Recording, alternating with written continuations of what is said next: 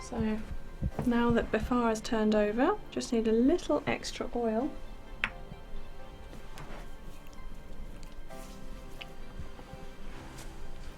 And then come and sit down and start the massage in the centre, pulling away and sweeping around the shoulders up to the base of the hairline. And again, and then one hand across, taking care not to press on the front of the neck at all. You're just touching across the clavicle, the bone across here.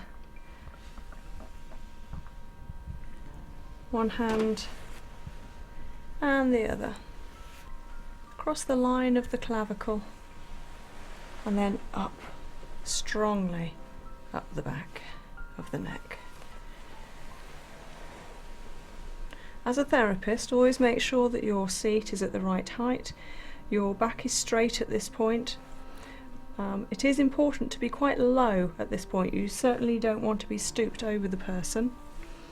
And when you're pulling, you can feel the strength in your own back and your own core muscles, and that's important because that's where your strength is coming from, not simply from your hands, it's coming from your whole body.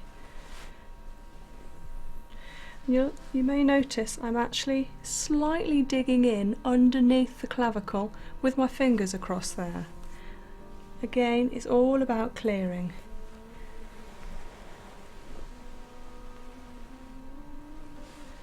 And then you might want to start coming down the neck. You don't want to be pressing on the throat at all. So you're coming up the back of the neck, round the sides, and then each side of the gullet. You can feel it. It forms a little tube at the front there, but you certainly don't want to be pressing on it. So you're working out where it is. Again, do a little wiggle if you need to, and bring your fingers down each side of it to clear. Very good for your fingers as well, because instead of pressing down, they are pressing, but the shape of the person's shoulders and trapezius, when you're pressing like this, will actually stretch them in the other direction, and it feels good for you at the same time. Bonus. Now bringing Behfar's head to one side, and the head is resting on my palm so that I've got control over how far over the head goes. And then I'm using one hand only, up in the same type of action that I've just been doing. And then I'm going to do a knuckling using my knuckles, and I want to do that underneath the ball of the shoulder here. You can see there's a little, you can feel it with your thumb, there's a little ridge underneath where you can massage. It is slightly strange feeling to have that done, again because it's not familiar, but it's something that needs to be done, and it doesn't need to be done too firmly. Sometimes you want to ask your person, how does that feel, and is the pressure okay? And then come around the back of the shoulder, behind the trapezius, and up the neck. And then down, round, in an effleurage, and in a knuckling.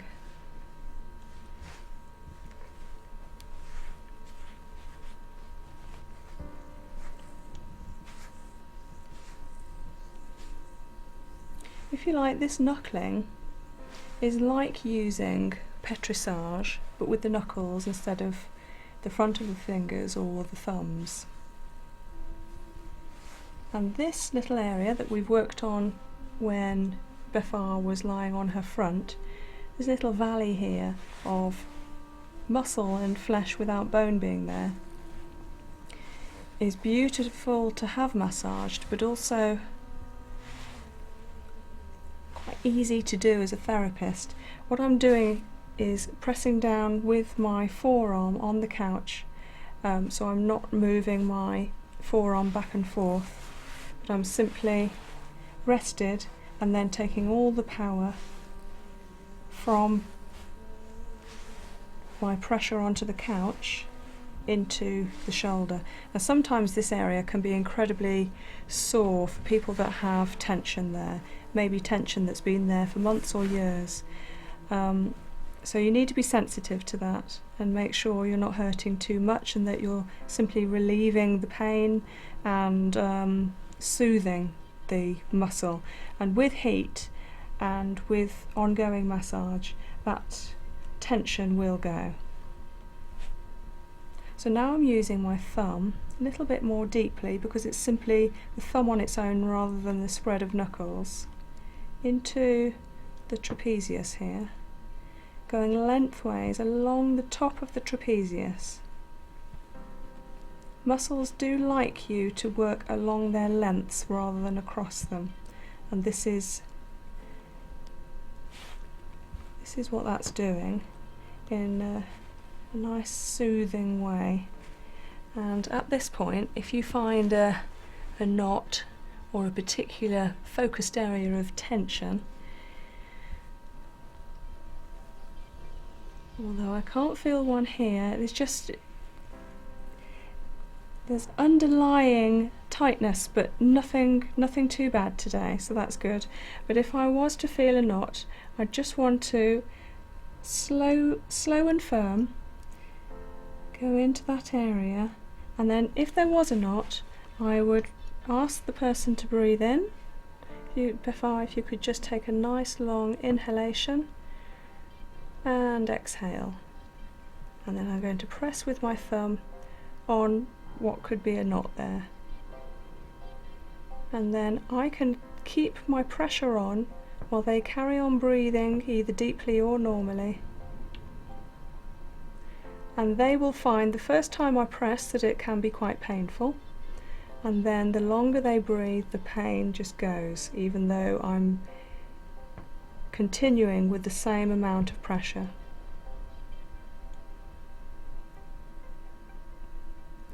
And where I'm looking when she's breathing is actually her area of stomach, because I can see the towel moving up and down, and that's what I'm working with when I'm working with the breath.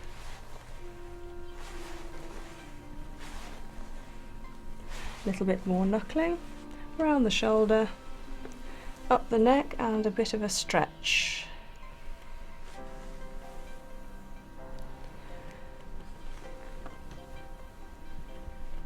And then back to centre-ish, and then I'm going to work down that side of the gullet.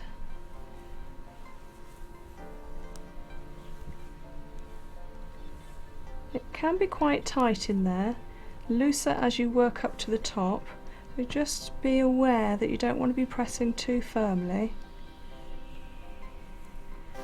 But it's quite nice to have it nice and firm under that occiput bone.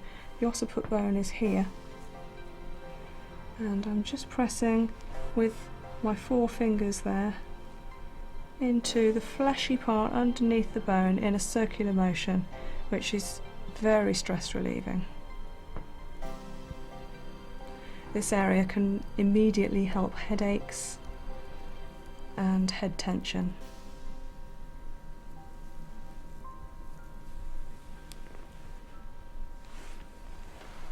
And then back to centre.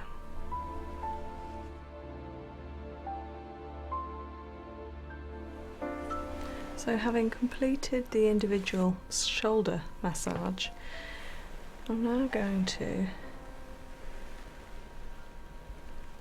work more firmly up the back of the neck to prepare it for a beautiful neck stretch. So I'm working with my fingers quite firmly up each side of the spine, from in between the scapula, across the valley, and then up the side of the neck and into the occiput, and you can see Behfar's neck and head stretches just gently but therapeutically. This stretch really does release head tension and pain, headaches, and trapped nerves and isolated areas of pain across the shoulders as well. And now I'm going to come up into the neck stretch, and you're taking the full weight of the head, which is very easy to do so long as you've got your posture correct. I'm holding the base of the skull in one hand, and then I'm going to bring the 2 fingers down each side of the spine as far as you can go, and then bring those 2 fingers each side of the spine and up. And the neck will stretch a little bit more as you come up, and you're taking the full weight. Now, some people will not want to relax at this point, and it's a case of reassuring them that they can let go. You've got their full weight, you're able and strong enough. And then as you come up, you can just give the neck a little squeeze at the top.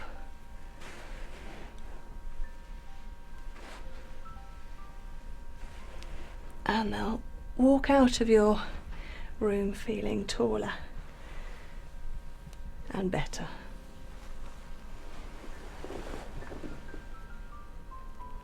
And then once you come down again, you just want to gently pull again in the same motion, but while they're still lying down, in order to remind the neck this is how far you can go. This is a beautifully relaxed set of muscles. The muscles around the neck are called the sternocleidomastoid muscles, and they do love a massage, and they can relax it quite easily once treated.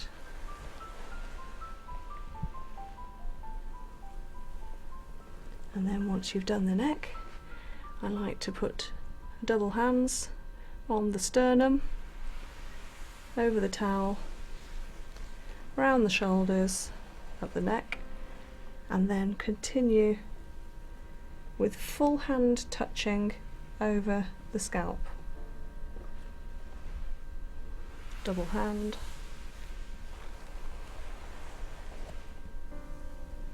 Stay in contact the whole time until the hands touch at the top.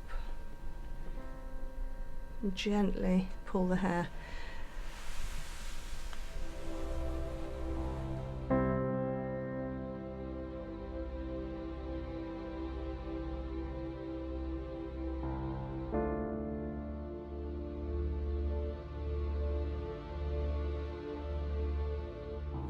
In one fluid movement, bring the head up to sit on the palms. The palms are next to each other, and yet the ring fingers of both hands are overlapping and holding on to the main acupressure point of the meridian, which is just in the very center of the underneath of the occiput. And I'm holding that, and then beautifully you can feel it inflating and deflating with the breath. And as I'm watching Behfar's breath, as the towel moves up and down at her abdomen, I'm able to feel the same movement at the occiput. And then as they breathe out, you just apply a tiny little bit of extra pressure, which will stimulate the workings of the acupressure point. This meridian looks after the main center of you and works around the whole center of the body. And then with the next finger along, the long finger, I'm going to find the next acupressure points, which are each side of the occiput. I'm going to let the head down a little and be able to again feel the breath. Now these points are each side of the muscle coming down, each side of the spine, the erector spinae, and there is a little hollow, again just like with the main occiput acupressure point, and I can feel a lovely little movement with Behfar's breath. And then working to the fourth and fifth acupressure point on each side of the neck. It's actually what we call the saddle underneath the ear bone, the whole scalp underneath the ear. Under there you'll feel again a little gully where your finger fits perfectly, and watch for the breath. I always find that breathing alongside my clients helps me to be in tune with them, and I'm then able to apply pressure at the relevant time according to my breath also.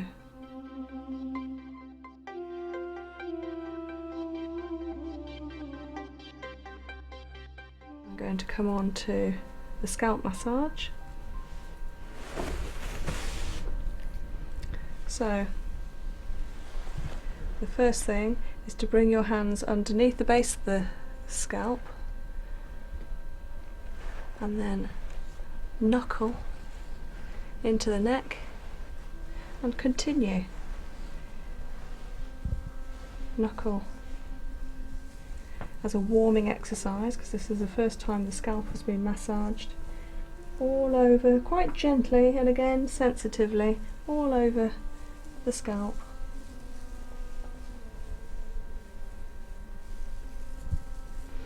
And when I'm doing this, I'm anchoring by using my thumbs like this. So my knuckles are working, but my thumbs are anchoring me like this. And then by anchoring, they can also be massaging at the same time.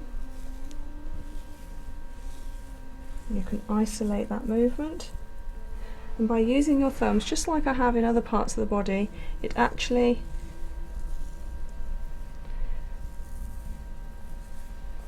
warms and massages more deeply in a more focused spot than using the whole width of the knuckles.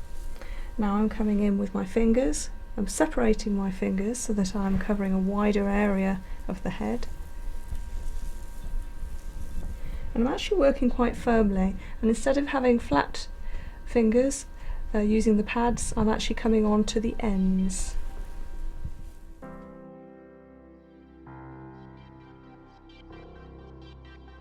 There's a lot of, obviously, nerve endings and tiny muscles all over the scalp that are stimulated when giving this type of treatment, especially if we don't have a scalp massage very often.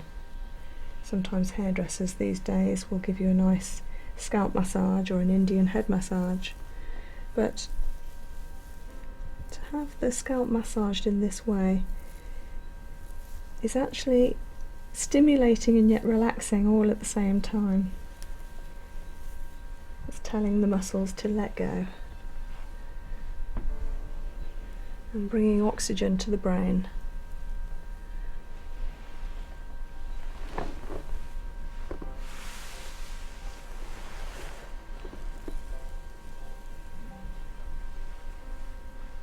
Now I'm going to use the flats of my hands over the top of the hair as well, in a whole scalp massage. I'm copying the hands so they're doing the same thing. And I'm just making sure that the skin on the head is able to move.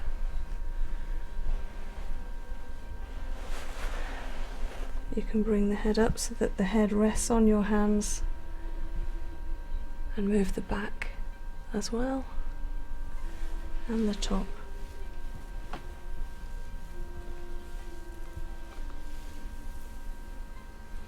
And then I'm going to comb. So I'm just working on the scalp, not on the hair. I'm not doing the whole length of the hair, but I'm making sure that I'm covering every part of the scalp with a combing technique.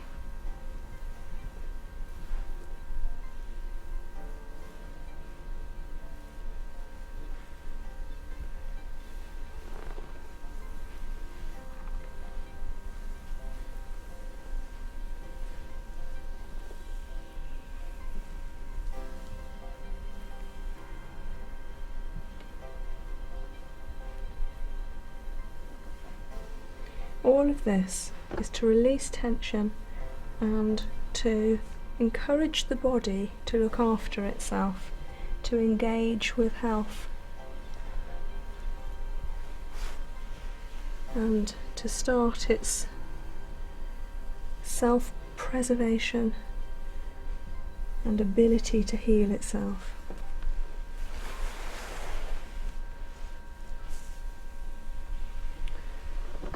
And now I'm going to use some acupressure, where I'm going to overlap my thumbs and come down in a line over the top of the scalp in fairly firm but not painful movement, in a straight line as far as you can go until you reach the couch. I'm going to draw a line each side. And these are meridian lines that I'm working on, that I used for acupuncture but also acupressure.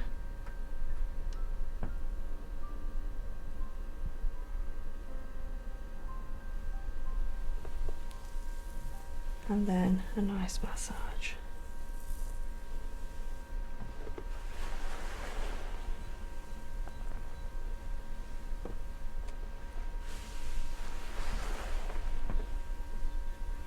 And a gentle hair pull until the ends of the hair, but again not hurting.